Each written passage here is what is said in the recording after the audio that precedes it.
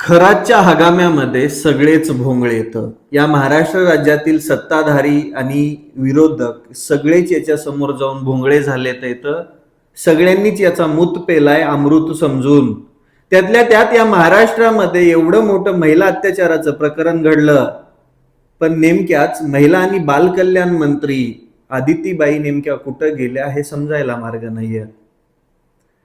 मला एक प्रश्न पडतो, तुम्ही नेमकी पद कशासाठी घेतात? खुर्च्या गरम करण्यासाठी का? अरे तुम्हाला ते पद झेपत नाही, त्या पदावरती बसल्यानंतर त्या पदाची गरिमा ओळखता येत नाही, सर्वसामान्यांना न्याय देता येत नाही, तर तुम्ही त्या पदावरती नेमकं कशासाठी बसतात? तुम्हाला साधं बोलणंही झालं नाही. का बोलणं झालं नाही? तुमचे पप्पा त्या भोंदू खरातकडे जाऊन अनामिका कापत होते, त्याचं मूत्ररूपी अमृत प्राशन करत होते म्हणून का? तो एवढा चटकरे एवढा मोठा झाला, पण अक्कल कुठं गुडघ्यामध्ये ठेवून मोठा झाला की काही काय माहिती. तुम्ही स्वतः एका पुरोगामी पक्षामध्ये आहात, जिथं या असल्या प्रकरणांना कसलाही थारा नसतो, आणि भिकार चोटांना तुम्हीच त्याचं आता तोंड नाही चांगलं माझं मूत पेत होतात अमृत समजून. मग तुम्ही कोणत्या विचारधारेवरती चालतात नेमका? महिलांवरती अत्याचार झाल्यानंतर महिला आणि बालकल्याण विभागाच्या मंत्री त्यांनी समोर येऊन बोललं पाहिजे, कठोरात कठोर कारवाई करण्याची मागणी द्यायला पाहिजे.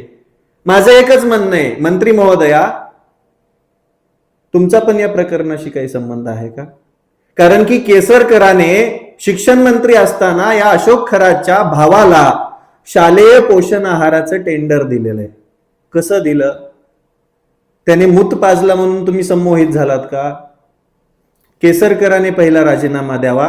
तटकरेबाईनं जर झेपत नसेल तर ते पद सोडावं.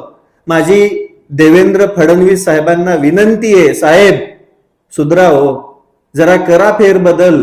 हे बरबटलेले हात काढून टाका त्या मंत्रिमंडळातून आणि तिथं जरा चांगली माणसं बसवा, जी चारित्र्य संपन्न असतील, ज्यांच्या मनामध्ये सर्वसामान्य माणसाच्या न्याय हक्कासाठी लढण्याची ताकद असेल, जी लोक सर्वसामान्यांना न्याय देऊ शकतील अशी बसवा.